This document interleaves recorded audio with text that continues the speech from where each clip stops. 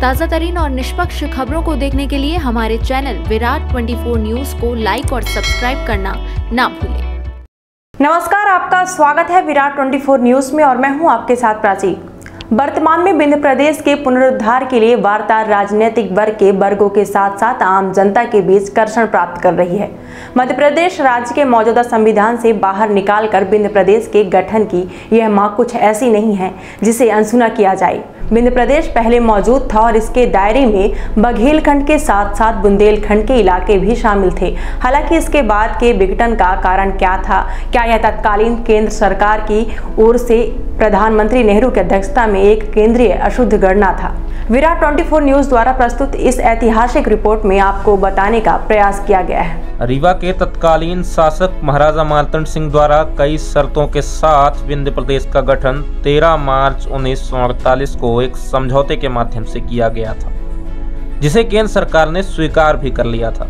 वह शर्तें थी, बघेलखंड और बुंदेलखंड के लिए अलग अलग मंत्री बनने थे। दोनों क्षेत्रों में एक आम मुख्यमंत्री होना तय हुआ था। तीसरी शर्त के मुताबिक राज प्रमुख महाराजा मार्तंड सिंह समन्वयक के रूप में काम करेंगे, ये भी तय किया गया था और एक विशेष खंड ने रीवा को संघ छोड़ने की अनुमति दी यदि वह ऐसा करने के लिए चुने। पांचवी शर्त के मुताबिक संघ की राजधानी रीवा होगी, क्योंकि यह उस समय का सबसे विकसित शहर था। महाराजा मार्तंड सिंह ने 4 अप्रैल 1948 को केंद्र सरकार की ओर से NB गडगिल के माध्यम से राज प्रमुख की शपथ ली, जो विंध्य प्रदेश के उद्घाटन के लिए निर्धारित तिथि भी थी।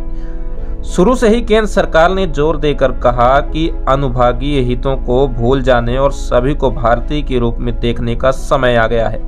हालांकि जल्दबाजी में केंद्रीय पहल और निरंतर क्षेत्रीय तनावों के कारण विंध्य प्रदेश का जल्दी ही विलय हो गया। पार्टियों, समूहों, कांग्रेस गुटों के टकराव के कारण राज प्रमुख मुख्यमंत्री का पद संभालने वाले व्यक्ति का चयन करने में असमर्थ थे। इसके अलावा प्रांतीय सरकार एक संविधान तैयार नहीं कर सकी थी। 2 कैबिनेट प्रणाली भी अस्थिर साबित हुई। इसलिए केंद्र सरकार ने एक नया समझौता किया, जिस पर राज्य के सभी पूर्व प्रशासकों ने 1948 के मध्य में राज प्रमुख के साथ हस्ताक्षर किए थे। नए समझौते पर हस्ताक्षर करने के लिए महाराजा मार्तंड सिंह ने एक स्थायी राज प्रमुख होने के लिए जोर दिया और केंद्र सरकार से 1 वर्ष में 10 लाख रुपए की गारंटी ली। इसके अलावा उनकी शाही संपत्ति उनके व्यक्ति के लिए भी स्थानांतरण की गई। उन्हें मुख्यमंत्री के स्थान पर सरदार वल्लभ भाई पटेल से राज्य के लिए एक नया प्रधानमंत्री नियुक्त करने का भी अधिकार मिला। महाराजा मार्तंड सिंह नियुक्त अवधेश प्रताप सिंह उनके नए प्रधानमंत्री थे, जिन्होंने अपने मंत्रिमंडल का गठन किया और राज प्रमुख की सलाह के बिना नए विंध्य प्रदेश के लिए संविधान तैयार किया। हालांकि केंद्र सरकार ने नए समझौते के तहत रीवा के लिए ऑप्ट आउट क्लॉज को हटा दिया। नए समझौते के तहत राज्य करने की शक्तियों को राज प्रमुख और राजकुमारों से लेकर प्रधानमंत्री और उनके मंत्रिमंडल नए समझौते को सौंप दिया गया।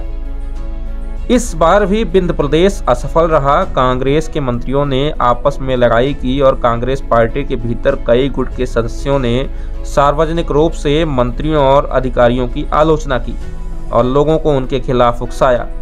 समाजवादियों ने राज प्रमुख को गाली दी और जागीरदार बहुल सरकार की निंदा की, जबकि नवगठित किसान संघ ने जागीरदारी व्यवस्था को समाप्त करने की मांग की। आलोचकों ने लोक सेवकों की छटनी का विरोध किया। इस आंदोलन का केंद्र बिंदु राजधानी रीवा था, लेकिन ग्रामीण इलाकों में भी लोग रियासत के अच्छे पुराने दिनों के लिए तरस रहे थे। 1949 की शुरुआत में विंध्य प्रदेश की प्रतिकूल रिपोर्टें केंद्र सरकार तक पहुंच रही थी। कैबिनेट अपने आप में एक विभाजित घर बन चुका था। मंत्रियों ने अपने प्रधानमंत्री अवधेश प्रताप सिंह पर हमला किया और केंद्रीय कांग्रेस संगठन को उन्हें पद से मुक्त करने के लिए मनाने की कोशिश की। मंत्रियों में बैकुंठपुर के ठाकुर नर्मदा प्रसाद सिंह की कैबिनेट के अंदर और बाहर से सबसे ज्यादा अधिक आलोचना हुई। इसमें से अधिकांश कथित आलोचना वित्तीय और अन्य अनियमितताओं से संबंधित थे। जिन अन्य नामों का खुलासा हुआ उनमें चुराहट के राव भी शामिल थे। ढीले वित्तीय लेखांकन मंत्रालय के खिलाफ प्रमुख आरोपों में से एक था, विंध्य की सरकार ने महाराजा गुलाब सिंह के पदच्युत होने से पहले जो नियमित बजट प्रक्रिया शुरू की गई थी उसे ठुकरा दिया। सरकार के मंत्रियों ने अपने वित्त विभाग को दरकिनार कर दिया और खर्च के मद में शामिल होने से पहले प्रस्तावों को पारित कर दिया, जिससे जांच करने में वित्त विभाग असमर्थ था। विंध्य प्रदेश के मंत्रालय ने राज प्रमुख एवं उप राज प्रमुख को भी राशि वितरित की बिना केंद्र सरकार के अनुमति के। विंध्य प्रदेश के राजकोष में जब धन ही नहीं बचा तो मंत्रियों ने राज्य रिजर्व एवं बैंक ऑफ बघेलखंड से राशि उठाना शुरू कर दिया, जिसका हिसाब भी वित्त विभाग को नहीं दिया गया।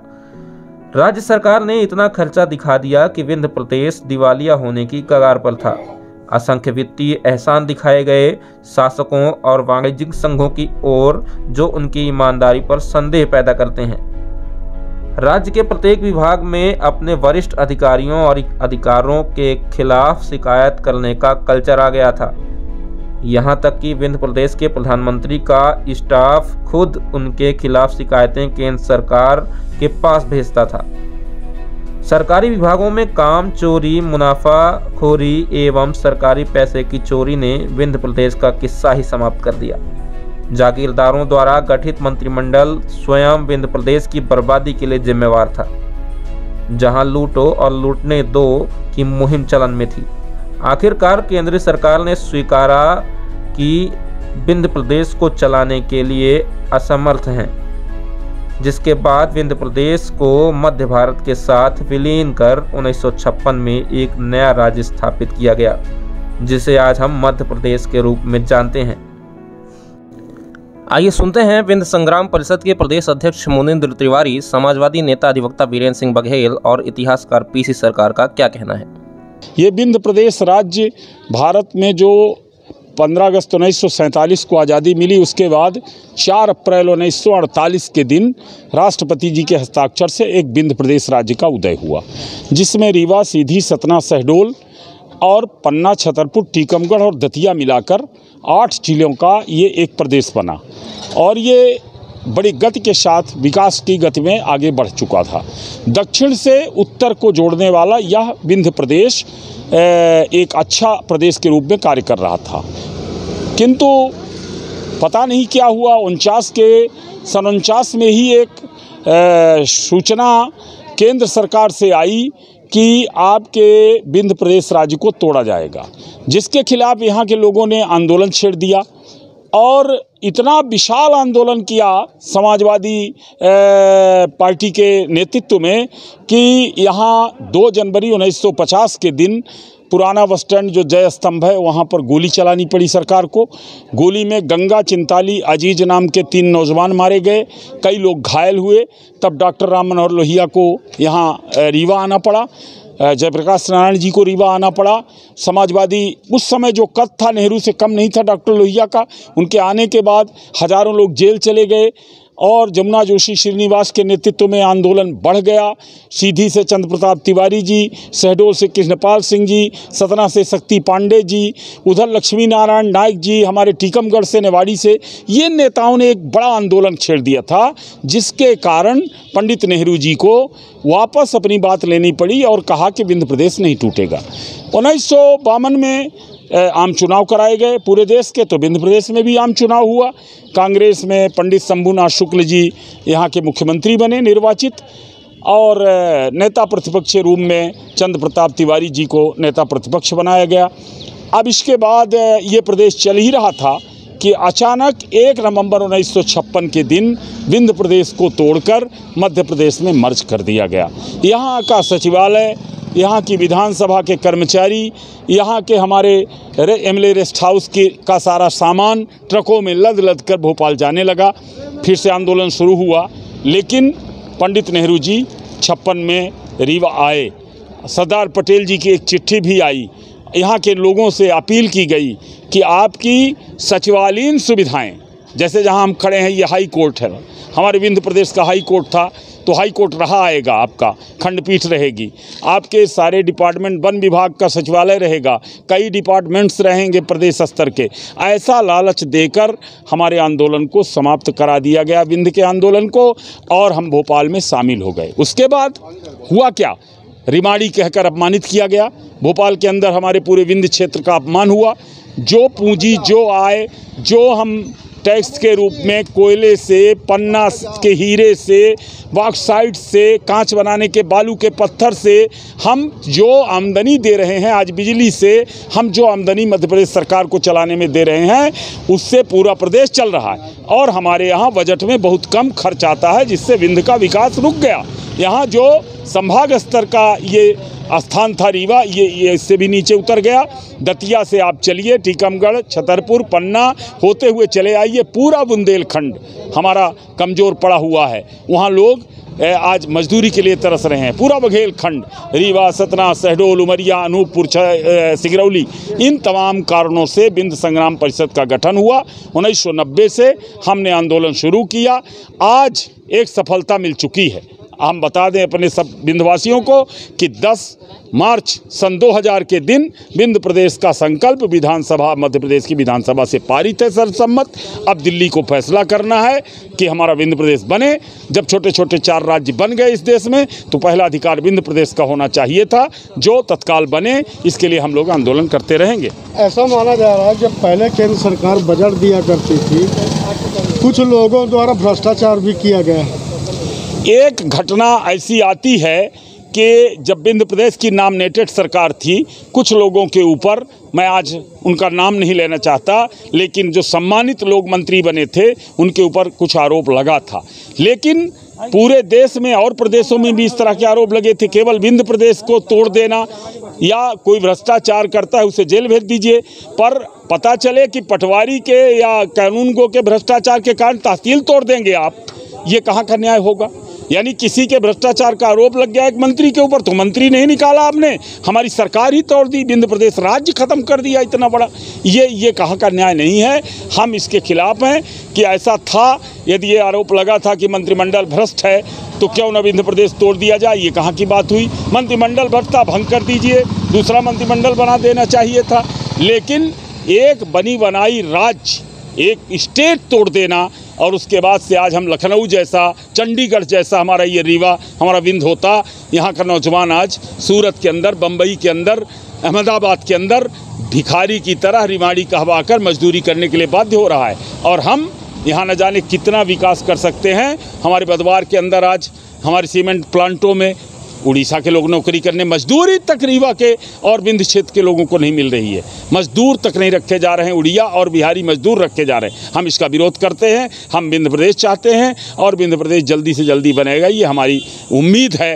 ये विंध्य प्रदेश के बनने और बिगड़ने की एक रोचक कथा है। कांग्रेस ने जिस साजिशपूर्ण तरीके से विंध्य प्रदेश को बनाया और फिर विंध्य प्रदेश को मध्य प्रदेश में विलय कर विंध्य प्रदेश के बिगाड़ने का काम किया, इसके संबंध में पूरे विंध्य प्रदेश के लोग गुस्से में हैं।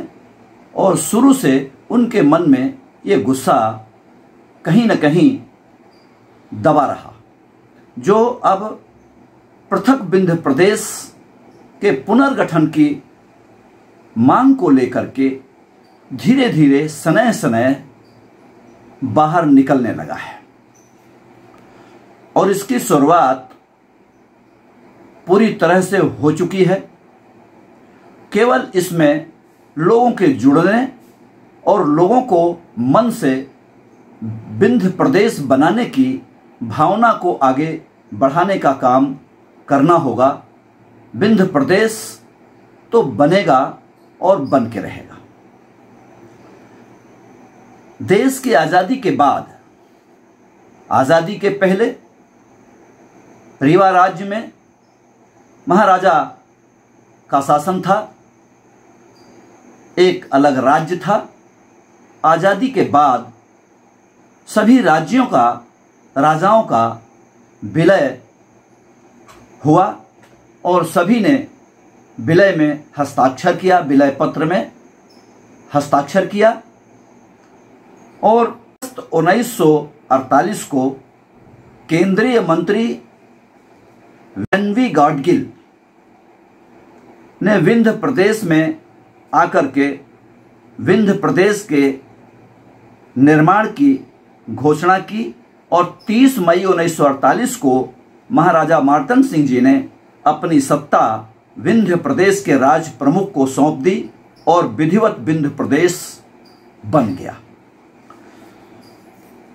30 जुलाई सन 1948 को वेंकट भवन में नए मंत्रिमंडल को रीवा हाई कोर्ट में मुख्य न्यायाधीश श्री फूलचंद्र मोघा ने शपथ दिलाई और कप्तान अवधेश प्रताप सिंह प्रधानमंत्री व कामता प्रसाद सक्सेना उप प्रधानमंत्री बनाए गए। 1 सितंबर 1948 को रीवा हाई कोर्ट को विंध्य प्रदेश का हाई कोर्ट घोषित किया गया। 14 अप्रैल 1949 को विंध्य प्रदेश का मंत्रिमंडल भंग कर दिया गया और राज्य प्रमुख की सलाह पर प्रशासक नियुक्त कर दिया गया। 1 जनवरी 1950 को महाराजा मार्तंड सिंह ने राज प्रमुख के पद से इस्तीफा देकर रीवा में भारत शासन की ओर से चीफ कमिश्नर की नियुक्ति कर दी गई। विंध्य प्रदेश विलयन के विरोध में उग्र प्रदर्शन शुरू हो गए, जिसमें सोशलिस्ट पार्टी के नेताओं की प्रमुख भूमिका रही। डॉक्टर राम मनोहर लोहिया इस क्षेत्र में हमेशा आते रहे, आंदोलन का नेतृत्व करते रहे। पूरे क्षेत्र में, विंध्य क्षेत्र में सोशलिस्ट पार्टी का बड़ा मूवमेंट तैयार हो गया, खड़ा हो गया और एक अपना बड़ा प्रभाव सोशलिस्ट पार्टी का इस क्षेत्र में हो गया, जिससे कांग्रेस इस बात को पचा नहीं पाई और विंध्य प्रदेश को खत्म करने की साजिश रचने लगी और सनह सनह कांग्रेस ने की साजिश का शिकार हो गया विंध्य प्रदेश। कांग्रेस ने महाराज मार्तंड सिंह के राज प्रमुख पद से इस्तीफा देने के बाद भारत शासन की ओर से चीफ कमिश्नर जब नियुक्त कर दिया गया और आंदोलन उत्तरोत्तर बढ़ने लगा, तब उसको दबाने के लिए और जब स्थिति खराब हुई तब गोली चालन पुलिस ने किया, कर्फ्यू लगाया गया, जिसमें गंगा और चिंताली की शहादत हो गई। गंगा और चिंताली के शहीद होने के बाद भी काफ़ी उग्र आंदोलन चला, लेकिन कांग्रेस अपनी साजिश में सफल हो गई और विंध्य प्रदेश का विलय मध्य प्रदेश में कर दिया गया। 16 अप्रैल 1950 को विंध्य प्रदेश केंद्र शासित प्रदेश बन गया। 1 मार्च 1952 को के संथानम उपराज्यपाल बने। मार्च 1952 में कांग्रेसी मंत्रिमंडल ने शपथ लिया और पंडित शंभूनाथ शुक्ला मुख्यमंत्री बने। विंध्य प्रदेश में सोशलिस्ट विचारधारा के प्रवाह को देखकर कांग्रेस ने साजिश के साथ भाषाई आधार पर प्रादेशिक पुनर्गठन में विंध्य प्रदेश का विलय मध्य प्रदेश में कर दिया। 31 अक्टूबर 1956 को विंध्य प्रदेश का समापन हो गया। रीवा राजधानी भोपाल चली गई और हाई कोर्ट जबलपुर चला गया। इस तरह से विंध्य प्रदेश के साथ बड़ा अन्याय हुआ, जिसे विंध्य प्रदेश के लोग पचा नहीं पा रहे थे और आज भी पचा नहीं पा रहे हैं। विंध्य प्रदेश साजिश के साथ समाप्त किया गया है। उस समय जो वादे किए गए थे उन्हें भी पूरा नहीं किया गया। विंध्य प्रदेश के समापन के साथ ही गंगा चिंताली की राख के नीचे सुलग रही आग फिर से प्रज्वलित हो उठी है और विंध्य प्रदेश के राजनेताओं की नीति और नियति में यदि खोट नहीं हुआ, सभी निस्वार्थ भाव से जनमानस के साथ विंध्य प्रदेश के पुनर्गठन के लिए खड़े होकर अपना हक मांग लेंगे, तब उन्हें उनका हक वापस मिल जाएगा। विंध्य प्रदेश एक सक्षम, सर्व सुविधा संपन्न, मजबूत प्रदेश बनकर उभरेगा, इसमें कोई शक और संदेह नहीं है। देश की आज़ादी के बाद जो सैकड़ों रियासतें थी, ये मध्य भारत के इस इलाके में भी और इस पूरे अनेक छोटी छोटी रियासतें थी, इन सब रियासतों को मिला के एक यूनिट बनाई गई विंध्य प्रदेश, है ना। और वो रहा रीवा चूँकि उसमें सबसे बड़ी स्टेट थी तो रीवा को बहुत महत्व दिया गया। फिर बड़े स्टेट्स की बात आई 56 में, जब अनेक नई रियासत माने नए प्रदेशों का निर्माण किया गया। उसी में मध्य प्रदेश CPN बरार था, वो MP हुआ, है ना। तो उस समय बड़ी स्टेट्स बनाई गई। इधर कुछ छोटी स्टेट्स फिर बना दी गई, उत्तरांचल, छत्तीसगढ़, झारखंड। तो फिर हवा चली कि भाई हमको हमारा विंध्य प्रदेश वापस किया जाए। इसीलिए इसका दबाव, अब जितना दबाव बनेगा, जितना पॉलिटिकल प्रेशर बनेगा, उस हिसाब से आंदोलन बढ़ेगा, सफल होगा। विचार करने योग्य बात यह है कि क्या विंध्य प्रदेश को फिर जीवित करके क्षेत्र की समस्याओं का निराकरण उचित तरीके से हो सकता है, जहां आज भी अराजकता, जातिवाद, भ्रष्टाचार और ठगी का कल्चर जीवित है। आप अपनी राय कमेंट सेक्शन में जरूर बताएं। देखते रहिए विराट 24 न्यूज, खबरों से कोई समझौता नहीं।